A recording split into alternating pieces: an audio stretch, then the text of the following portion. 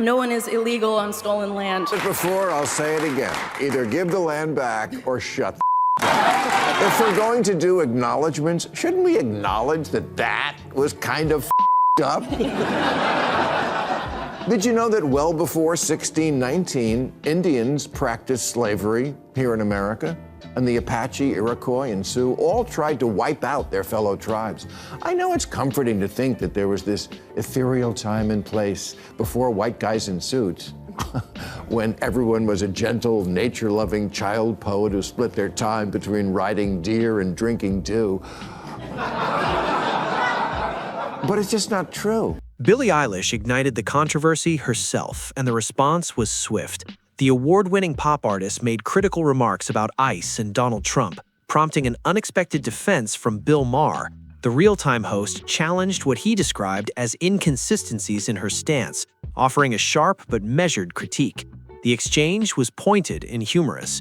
If you appreciate balanced political discussion, consider subscribing, and let's get started. Finally, new rule memo to Democrats: if you ever want to win an election again, the absolute most important first step is stop doing this. We gather in celebration of the Oscars on the ancestral lands of the Tongva, Tataviam, and Chumash peoples, the traditional caretakers of this water and land. Yeah, I don't know if we're still saying cringe. Are we? Is that? But if we are, that's this.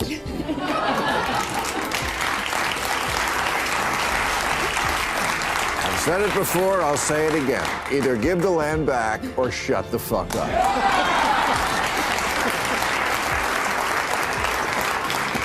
Look, I understand the desire to right the wrongs of the past, especially when you get to take the moral high ground and then build an 8,000 square foot mansion on it. If you've been watching us for a while, you already know Bill Maher has little patience for celebrities who transform award shows into political platforms. In his perspective, popularity is not the same as policy knowledge, and applause is not proof of authority. That's why he focused on Billie Eilish after she accepted an award and stated that nobody is illegal on stolen land. The comment received strong support inside the venue, but it prompted skepticism from Maher on Real Time with Bill Maher. He responded with a pointed mix of sarcasm and reasoning. If she sincerely believes the land is stolen, he suggested, then the consistent moral position would involve action, not just statements. Returning property, rather than delivering speeches, would align words with principle. Observers also noted that Billie Eilish owns a multi-million-dollar home in Los Angeles, on land historically connected to the Tongva people. A journalist later sought comment on whether she would address that point, and the exchange drew further attention. Let us in, please, Billie. We are here because this is stolen land, Billie, and we think we should be given access to your quite lovely $3 million mansion. It's worth noting that the reporter was not granted access. Critics pointed out that while public statements may question borders, private property still comes with gates, security, and firm limits. That contrast became part of the broader discussion. Billie Eilish appears to value personal boundaries when it comes to privacy and safety, yet her public messaging sparked debate about consistency. That perceived tension is what Bill Maher has been emphasizing. If the land is considered stolen, he asks, what would a fully consistent response look like? His argument is straightforward. Public figures often receive applause for bold declarations, but meaningful follow-through is what ultimately defines credibility. And I'm sure Julianne Hough is sincere about her love for the Chumash people, but I doubt she drives to work in a canoe, scavenges for acorns, or lives in a dome house made of reeds and dried mud.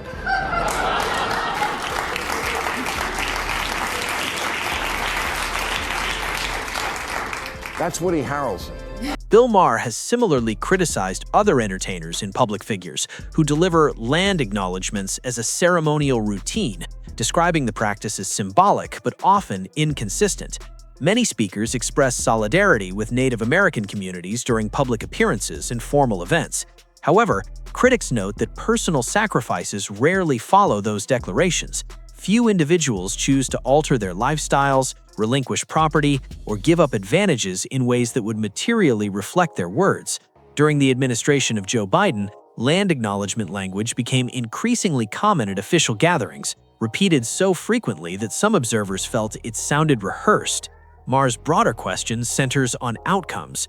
Beyond statements and recognition, what measurable steps were taken? He points out that large-scale land transfers or structural reforms were not widely implemented.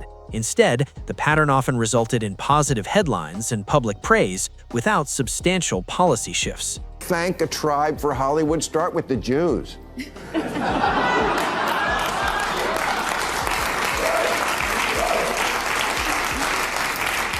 Now, a few weeks ago in New Zealand, a modern, educated, technologically advanced country, they passed a law making a mountain a person. True, because their indigenous people, the Maori, believe that mountains and rivers are their ancestors, and so the mountain has been legally recognized to have all the rights of a human being. It has all the responsibilities, liabilities, duties, and powers of a human being, which, if you follow that to its logical conclusion, means the mountain can get a driver's license, vote, or adopt a rescue dog, and you should see its dating profile. This is where Bill Maher sharpens his critique. He points to what he considers the far edge of symbolic land acknowledgement debates, referencing a law in New Zealand that grants legal personhood to certain natural features, including mountains.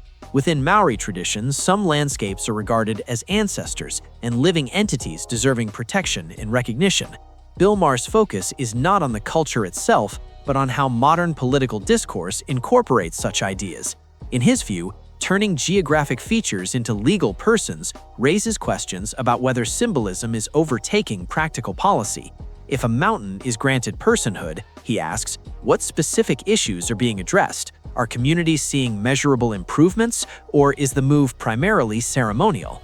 He uses the example to argue that influential institutions sometimes prioritize symbolic gestures over concrete results, setting up what he sees as a broader inconsistency in public messaging. Please get over this idea that ancient people weren't just as full of shit, in fact, more full of shit than humans today. It's so simplistic, this idea of guilt by civilization, that being ancient and indigenous and not us was always better than us. It wasn't.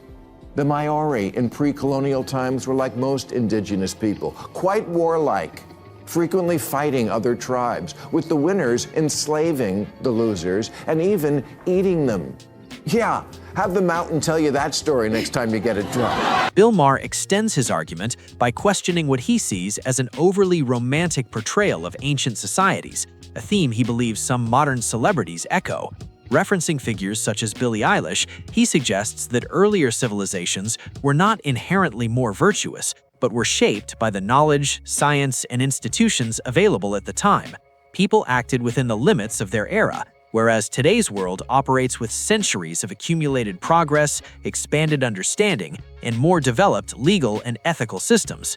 Maher's position is direct. Modern society should not frame regression as moral advancement. In his view, celebrating the past while fully benefiting from contemporary innovation creates tension. He argues that genuine moral seriousness depends on coherence between beliefs and actions, rather than relying on emotionally resonant narratives that draw applause. Hippies love to harp on how the 1950s was backward, and 1950s was backward, as every past era was, but somehow they see indigenous life in the 1550s as the pinnacle of enlightenment.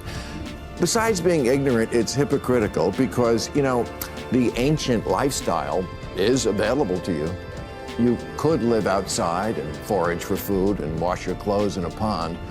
We have that today. It's called being homeless, and it sucks. Bill Maher repeatedly returns to what he considers a straightforward challenge. If someone sincerely believes they reside on stolen land, he argues, the consistent response would involve action rather than another statement. He directs that observation toward public figures such as Billie Eilish, who use strong moral language while continuing to enjoy the advantages of modern life on the same property they criticize. Maher's position is clear. In his view, conviction without tangible sacrifice risks becoming performance.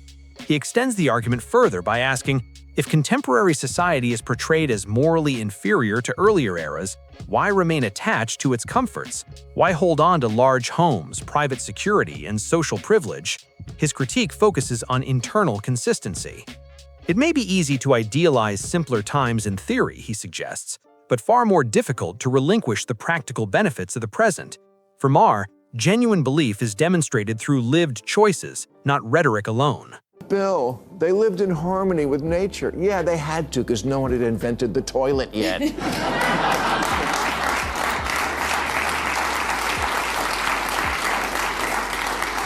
The march of civilization has been bloody and painful, but we generally got to a better place, not a worse one. And not just technologically, but how we treat each other. Did you ever see the movie Apocalypto? Where the peaceful, enlightened Mayans built a big ziggurat so they could literally make heads roll in order to appease the gods and make it rain? Yeah, you don't see that on the Land O'Lakes box. Bill Maher ultimately reduces his argument to a central theme. Civilization has always been defined by movement and change. Throughout history, populations have migrated, settled, fought, and rebuilt. By that measure, residing on land previously inhabited by others is not a uniquely modern issue, but part of a long historical pattern. He contends that labeling present-day individuals as morally illegitimate overlooks the broader context of how history unfolds. Borders have shifted repeatedly, nations have formed and dissolved, communities have blended and relocated across centuries. These dynamics did not begin in the modern era, nor are they exclusive to it. His position is not to disregard historical realities, but to question the expectation that current generations must bear perpetual blame for events beyond their control. In his view, genuine progress involves improving the present rather than remaining fixed on past circumstances. To do acknowledgments, shouldn't we acknowledge that that was kind of fucked up? Did you know that well before 1619, Indians practiced slavery here in America? And the Apache, Iroquois, and Sioux all tried to wipe out their fellow tribes. I know it's comforting to think that there was this ethereal time and place before white guys in suits, when everyone was a gentle, nature-loving child poet who split their time between riding deer and drinking dew. Bill Maher argues that history is considerably layered than the simplified versions often circulated in current debates. Long before modern nation-states formed, indigenous tribes engaged in conflicts over territory, resources, and survival. Land was not universally shared in permanent harmony. It was defended, disputed, and transferred, much as it has been across continents throughout recorded history. Maher's broader point is that territorial conflict did not originate with modern settlers. It reflects a long-standing human pattern in which influence shifted repeatedly and no group retained control indefinitely without challenge. That perspective, he suggests, complicates attempts to frame history in strictly defined categories of villains and victims. Understanding the past requires engaging with its full complexity, rather than emphasizing selected chapters while overlooking others that do not align neatly with contemporary moral narratives. Many public figures today, he argues, approach the issue differently. Not true. What the European invaders did to the Indians, not good, but also not unusual. American Indians waged wars constantly, like Blake Lively.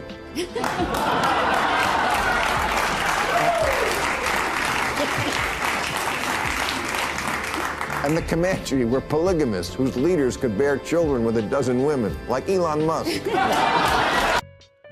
Bill Maher ultimately frames his position around what he considers a basic historical reality. The past is not a simple story of flawless victims and permanent oppressors. He has criticized celebrities and progressive politicians who repeat land acknowledgements as though ownership were always fixed and morally absolute. From his perspective, ancient societies were not uniquely virtuous, they were human. They engaged in wars, defended territory, and took land from rivals, much like civilizations across different eras.